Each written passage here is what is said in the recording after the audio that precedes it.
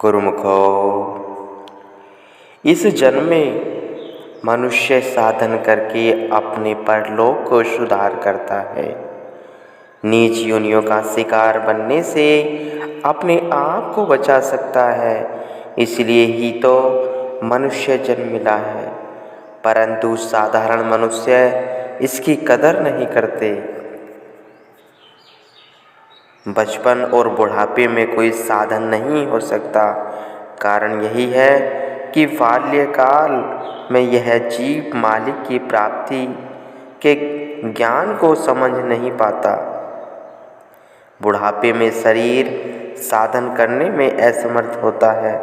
यदि यह जीव चाहे तो यौवन में अपने लक्ष्य को प्राप्त कर सकता है। जीवन के मध्य में हर प्रकार का साधन, भजन, अभ्यास आदि हो सकता है, परंतु इस आयु में दुनिया की विषय वासनाओं ने मनुष्य को इतना घेर रखा होता है कि उसकी सारी भाग दौड़ इस आयु में संसार के लिए होती है। परिवार में वह धन दौलत तथा माया के असत पदार्थों के एकत्र करने में इतना लीन होता है कि इसको सिवाय दुनिया के सामानों के और कुछ नज़र ही नहीं आता। यदि मनुष्य चाहे तो भजन, अभ्यास और योग साधन करके मालिक से मिल सकता है। ये सब काम मनुष्य योनि में और इसी अवस्था में ही किया जा सकता है। शेष पशु योनियाँ तो केवल भोक्ता ही भोक्ता हैं। इसलिए जीव का कर्तव्य है कि मनुष्य जन्म तो जो बहुत दुर्लभ है, इसको पाकर संत सद्गुरु की शरण में जाकर भजन अभ्यास की कमाई से अपने मनुष्य जन्म के ठीक लक्ष्य को समझकर मालिक के साथ मिलने की कोशिश करे, ताकि समय के बीत जाने बाद में पछताना न पड़े। दिनांक 16 सितंबर सन 1926 को महात्मा परम शांति शांतानंद जी, वह महात्मा योगा प्रकाशानंद जी तथा 8-10 भक्त लोग स्थान टल जिला कोहाट से श्री दर्शन हेतु लक्की मरवत आए। सब ने मिलकर प्रार्थना की, प्रभु टल की सब संगत श्री दर्शन के लिए तड़प रही है। उन लोगों के बार बार विनय करने पर 19 सितंबर को श्री सद्गुरुदेव महाराज जी ने फरमाया कि 4-5 दिनों तक चलेंगे। आप वहाँ ही संगत को सूचना देवे। महात्मा योग प्रकाशानंद जी टल की संगत को सूचित कर आपको ले जाने के लिए टल से एक बस ले आए। 23 सितंबर को आप लक्की मरवत से पधारे। लक्की मरवत से टल तक पूरे रास्ते में यह खुशी का समाचार सबको मिल गया कि इसी रास्ते से श्री सद्गुरुदेव महाराज जी टल पधार रहे हैं। सबसे पहले सराय नौरंग पहुँचे। महात्मा सद्गुरु सेवानंद जी, महात्मा रोशनंद जी, महात्मा दयानंद जी, वह महात्मा श्रद्धानंद जी सैकड़ों भक्त भक्तानियों को साथ लिए हुए आपके स्वागत के लिए सड़क पर खड़े थे।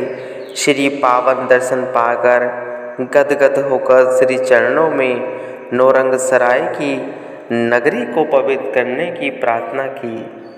महाप्रभु ने फरमाया, आप तो टल की संगत के साथ जा रहे हैं, वापसी पर देखा जाएगा। परंतु प्रेमी कब मानने वाले थे।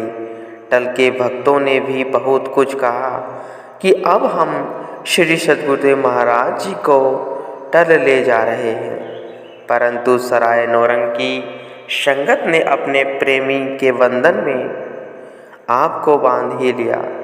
आप उनके प्रेम तथा भक्ति से प्रसन्न हो गए और फरमाया कि आज रात सराय नौरंग ठहरेंगे।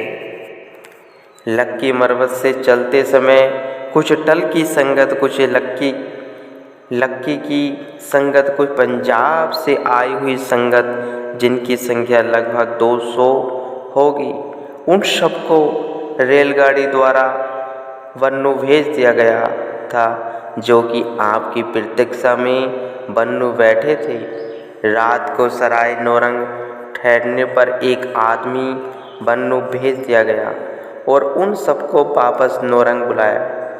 3 बसें किराए पर लेकर वह सब लोग वापस सराय नौरंग आ गए।